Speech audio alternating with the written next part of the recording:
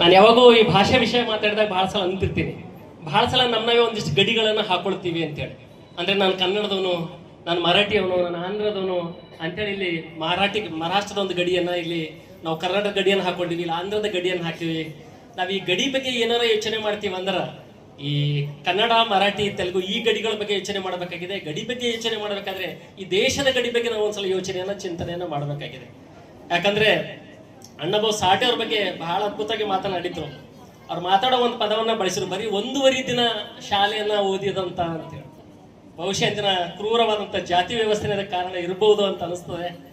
ಏನು ಓದ್ಲಾರ್ದಂತ ಒಬ್ಬ ವ್ಯಕ್ತಿ ಬರೀ 1.5 ದಿನ ಶಾಲೆಯಲ್ಲಿ ಕುಂತು ಪಾಠ ಕೇಳಿ ಸುಮಾರು 27 ಕೃತಿಗಳನ್ನ ತರೋದ್ರ ಮೂಲಕ, ಅನೇಕ ಕಥೆಗಳನ್ನ, ಕಾದಂಬರಿಗಳನ್ನ, 100 ಕವಿತೆಗಳನ್ನ ಬರೆಯೋದ್ರ ಮೂಲಕ ಇಡೀ ರಾಜ್ಯ ಅಷ್ಟೇ ಅಲ್ಲ, ಇವತ್ತು ರಾಷ್ಟ್ರ ಮಟ್ಟಿಗೆ ಗುರುತಿಸಿಕೊಂಡಿರುವಂತ ಅಣ್ಣಾಭಾऊ ಸಾಠೆ ಅವರ ಹೆಸರಿಂದ ಈ ಕಾರ್ಯಕ್ರಮ ಜೋಡಿಸಿದ್ದು ನಿಜವಾಗ್ಲೂ ಖುಷಿ ಪಟ್ಟಿದೆ. ಹೀಗಾಗಿ ಅವರಿಗೊಂದು ಅಭಿನಂದನೆಯನ್ನ ಈ ಸಂದರ್ಭದಲ್ಲಿ ನಾನು ಇಬ್ಬರಿಗೂ, ಅಧ್ಯಕ್ಷರಿಗೂ ಮತ್ತು ಒಂದು ಕಟ್ಟಿ ಮನೆಯವರಿಗೂ ಸಲ್ಲಿಸ್ತೀನಿ.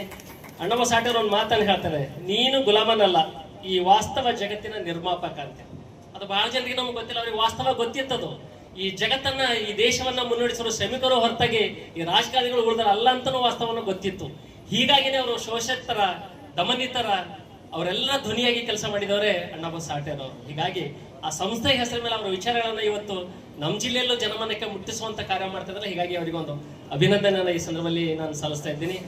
ಜೊತೆಗೆ ಅಣ್ಣ ಬಸವಣ್ಣನವರು ಹೀಗೆ ಹೇಳಿದ್ದಾರೆ, ಭಗವಾನ ಬುದ್ಧರು ಹೀಗೆ ಹೇಳಿದ್ದಾರೆ, ಬಾಬಾ ಸಾಹೇಬ್ ಅಂಬೇಡ್ಕರ್ ಹೇಳಿದ್ದಾರೆ ಅಂತ ಹೇಳ್ತಾ ಇದ್ರು ವಿನಃ ಜಗ ಬದಲನ ಸಾಂಗನ ಗೆಲ್ಲ ಮಲ ಭೀಮರಾವ್. ಅಂದ್ರೆ ಜವಾಬ್ದಾರಿಯನ್ನ ತನ್ನ ಹೆಗಲ ಮೇಲೆ ಹೊತ್ಕೊಳ್ತಕ್ಕಂತ ಒಬ್ಬ ಬಹುದೊಡ್ಡ ದಾರ್ಶನಿಕ ಸಾಹಿತಿಗಳು ಆಗಿರ್ತಕ್ಕಂಥ ಸಾಹಿತ್ಯ ಅಣ್ಣಾಭಾऊ ಸಾಠೆ ಅವರು ಈ ಜಗತ್ತಿನ ವ್ಯವಸ್ಥೆಯನ್ನು ಬದಲಾಯಿಸಲು ನನಗೆ ಸಮಯ ಬಿದ್ದರೆ ಕೊಡಲಿ ಪೆಟ್ಟನ್ನೇ ಕೊಟ್ಟು ಈ ವ್ಯವಸ್ಥೆಯನ್ನ ಬದಲಾಯಿಸಿರ್ತಕ್ಕಂಥ ಜವಾಬ್ದಾರಿ ನನ್ನ ಮೇಲೆ ಹೊರಿಸಿದ್ದಾರೆ. ಅಂದ್ರೆ ಮಲ ಭೀಮರಾವ್ ಸಾಂಗನ ಗೇಲ ಇರ್ತಕ್ಕಂಥ ಬಹಳ ಜನ ಎಲ್ಲೋ ಹೇಳ್ತಿವೆ ಮಹಾದಾರ್ಶನಿಕರ ಬಗ್ಗೆ, ಎಲ್ಲರೂ ನಮ್ಗೆ ಅವ್ರು ಹೇಳಿದ್ದಾರೆ ಅಂತ ಹೇಳ್ತೀವಿ. ಆದ್ರೆ ಆ ಜವಾಬ್ದಾರಿಯನ್ನು ಹೊತ್ಕೊಳ್ಳೋದು ಇದೆಯಲ್ಲ, ಬಹುದೊಡ್ಡ ಜವಾಬ್ದಾರಿ. ಆ ವಿಚಾರ ಚಿಂತನೆ ಇರ್ತಕ್ಕಂಥದ್ದನ್ನ ಅಂತಾವು ಬಹುದೊಡ್ಡ ಚಿಂತಕರು ಅಣ್ಣಾಭಾऊ ಸಾಠೆ ಅವರ ಒಂದು ಕೇವಲ 1.5 ದಿವಸ ಶಾಲೆಗೆ ಹೋಗಿ ಸಾಹಿತ್ಯಕ್ಕೆ ರತ್ನ ಅಂತ ಪಡ್ಕೊಳ್ಬೇಕಾದ್ರೆ, ಇವತ್ತು ನಾವು PhD ಮಾಡ್ಬೇಕಾದ್ರೆ ಎಷ್ಟು ಸಂಶೋಧನೆ ಮಾಡ್ತಾ ಇದ್ದೀವಿ. ಇವತ್ತು ಅವರ ಹೆಸರ ಮೇಲೆ PhD ಮಾಡ್ತಕ್ಕಂಥ ವಿದ್ವಾಂಸರಾಗಿರ್ತಕ್ಕಂಥ ಸಾಹಿತಿಗಳಾಗಿರ್ತಕ್ಕಂಥ ಅಣ್ಣಾಭಾऊ ಸಾಠೆ ಅವರು ಸಾಮಾಜಿಕ ಪರಿವರ್ತನಾ ಚಳವಳಿ ನಾಯಕರು, ಕ್ರಾಂತಿಕಾರಿ ಕವಿಗಳು, ಬರಹಗಾರರು, ಸಾಹಿತ್ಯ ಸಾಮ್ರಾಟರು, ಜನಪರ ಕವಿಗಳು. ಅಂದ್ರೆ ಎಂತ ಕವಿಗಳಾಗಿದ್ದಾರೆ, ಜನಪರ ಕವಿಗಳು, ಲೋಕ ಶಾಹಿರ್ ಜಗತ್ ಪ್ರಸಿದ್ಧ ಸಾಹಿತ್ಯಕಾರರು, ಸಂಯುಕ್ತ ಮಹಾರಾಷ್ಟ್ರ ಜನಕರು, ಶಿಲ್ಪಕಾರರು, ಗೋವಾ ಸ್ವಾತಂತ್ರ್ಯ ಹೋರಾಟದಲ್ಲಿ ಸಕ್ರಿಯವಾಗಿ ಭಾಗವಹಿಸ್ತಕ್ಕಂಥವ್ರು. ಇವತ್ತು ಅವರ ಹೆಸರಿನ ಮೇಲೆ ಭಾರತ ಸರ್ಕಾರ 2002ರಲ್ಲಿ 4 ರೂಪಾಯಿ ಮೌಲ್ಯದ ಪೋಸ್ಟ್ ಸ್ಟ್ಯಾಂಪ್ ಅನ್ನ ಇವತ್ತು ತಂದಿರ್ತಕ್ಕಂಥ ಅವರನ್ನ ಗುರುತಿಸ್ತಕ್ಕಂಥ ಕೆಲಸವನ್ನು ಮಾಡಿದೆ. ಅವರು ಇವತ್ತು 6 ತಿಂಗಳ ಕಾಲ ಒಂದು ಸತಾರದಿಂದ ಮುಂಬೈಗೆ ಹೋಗ್ಬೇಕಾದ್ರೆ ಎಂತ ಬಡತನ ಇತ್ತು ಅಂತ ಹೇಳಿದ್ರೆ, ಅವ್ರ ಕೆಲಸ ಮಾಡಕ್ ಹೋಗ್ಬೇಕಾದ್ರೆ 6 ತಿಂಗಳ ಕಾಲ ನಡಿಗೆಯನ್ನು ಮಾಡ್ಕೊಂಡು ಹೋಗಿರ್ತಕ್ಕಂಥವ್ರು. ವಿಶೇಷವಾಗಿ ಕಾಡಲ್ಲಿ ನಾನು ಒಂದು ಗಮನಿಸಿದಾಗ ಇದರಲ್ಲಿ ಸಮಿತಿಗಳನ್ನು ಮಾಡಿದ್ದಾರೆ. ಸ್ವಾಗತ ಸಮಿತಿ, ವೇದಿಕೆ ಸಮಿತಿ, ಪ್ರಚಾರ ಸಮಿತಿ, ಹಣಕಾಸು ಸಮಿತಿ, ಮಹಿಳಾ ಸಮಿತಿ, ಸಾಂಸ್ಕೃತಿಕ ಸಮಿತಿ, ಆಹಾರ ಸಮಿತಿ, ವಸತಿ ಸಮಿತಿ.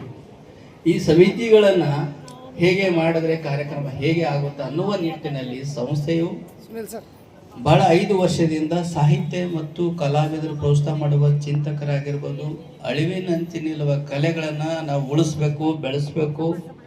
ಕಲಾವಿದರಿಗೆ ಒಂದು ವೇದಿಕೆ ಮುಖಾಂತರ ಅವರ ಕಲೆಗಳನ್ನು ಜನರಿಗೆ ಮುಟ್ಟುವ ನಿಟ್ಟಿನಲ್ಲಿ 5 ವರ್ಷದಿಂದ ಬಹಳ ಸತತವಾಗಿ, ಮಾರ್ಮಿಕವಾಗಿ, ಅಚ್ಚುಕಟ್ಟಾಗಿ ಪ್ರತಿಯೊಂದು ಹಂತದಲ್ಲಿ ಯಾವ ಕಲಾವಿದರಿಗೂ ಯಾವ ಕಲೆ ಇದೆ ಅನ್ನುವ ನಿಟ್ಟಿನಲ್ಲಿ ಈ ಒಂದು ಬಹಳ ಸಂಸ್ಥೆಯನ್ನು ಸುಮಾರು 5 ವರ್ಷದಿಂದ ಸಾಹಿತ್ಯ ಆಗಿರ್ಬೋದು ಮತ್ತು ಪ್ರತಿಯೊಂದು ಹಂತದಲ್ಲಿ ತಮ್ಮದೇ ಆದಂಥ ಕಾರ್ಯಕ್ರಮ ಯಶಸ್ವಿ ಮಾಡಿಕೊಟ್ಟಂಥ ಈ ಕಾರ್ಯಕ್ರಮದ ಅಧ್ಯಕ್ಷ ಸ್ಥಾನ ವಹಿಸಿದಂಥ ಅಧ್ಯಕ್ಷರು ಸಾಹಿತ್ಯ ರತ್ನ ಅಣ್ಣಾಭಾऊ ಸಾಠೆ ಸಂಸ್ಕೃತ ಮತ್ತು ಸಾಹಿತ್ಯ ಲೋಕಮಂಚ ಟ್ರಸ್ಟ್ ಬೀದರಾದಂಥ ಅಧ್ಯಕ್ಷ ಶ್ರೀ MS ಮನೋಹರ್ ಸರ್ ಅಲಿಯೋ, ಹಾಗೂ ಈ ಕಾರ್ಯಕ್ರಮದ ಮುಖ್ಯ ಅತಿಥಿಗಳ ಆಗಮಿಸಿರುವ ರಾಜ್ಯ ಖಜಾಂಚಿಯ ಪಂಚಾಯತಿ ಅಭಿವೃದ್ಧಿ ಸಂಘ ಬೆಂಗಳೂರು ಡೈನಾಮಿಕ್ ಹೀರೋ ಅಂತ ಅಂದ್ಕೊಂಡ್ರು.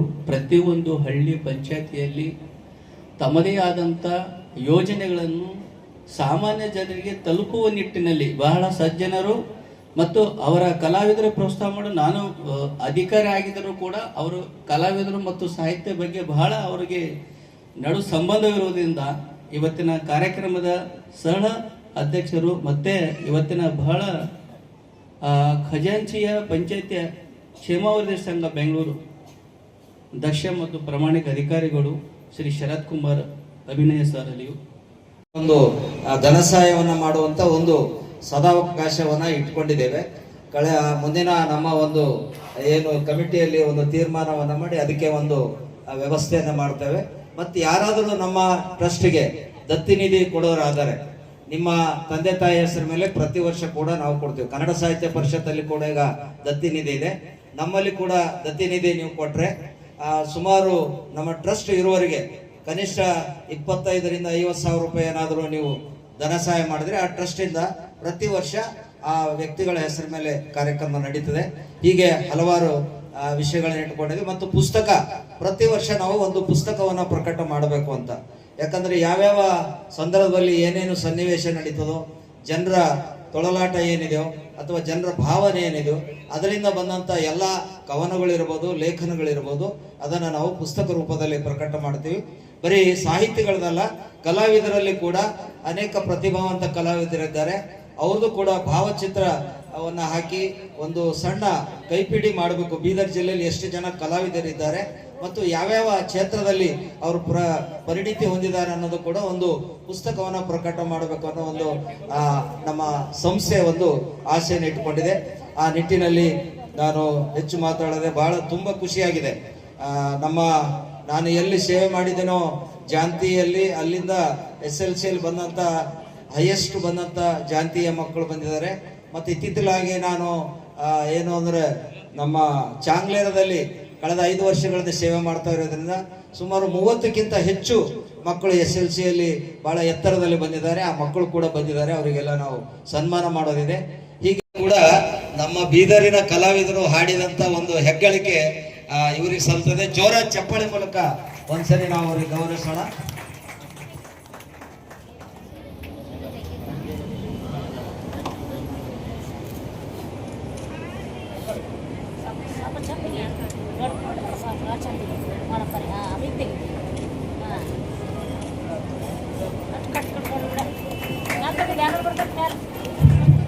ಶ್ರೀ ಗುರು ದಂಪತಿಗಳಿಗೆ ಎಲ್ಲರೂ ಜೋರಾಗಿ ಚಪ್ಪಾಳೆಯನ್ನು ತಟ್ಟಬೇಕು. ಬೀದರ್ ಜಿಲ್ಲೆಯಲ್ಲಿ ಉತ್ತಮವಾದಂತಹ ತಮ್ಮ ಸಂಗೀತ ಸೇವೆಯನ್ನು ಮಾಡುತ್ತಾ ಇದ್ದಾರೆ. ಜೊತೆಗೆ ಇಡೀ ರಾಜ್ಯಾದ್ಯಂತ ಉತ್ತಮವಾಗಿ ಗುರುತಿಸಿಕೊಂಡಿದ್ದಾರೆ. ಹಾಗೆ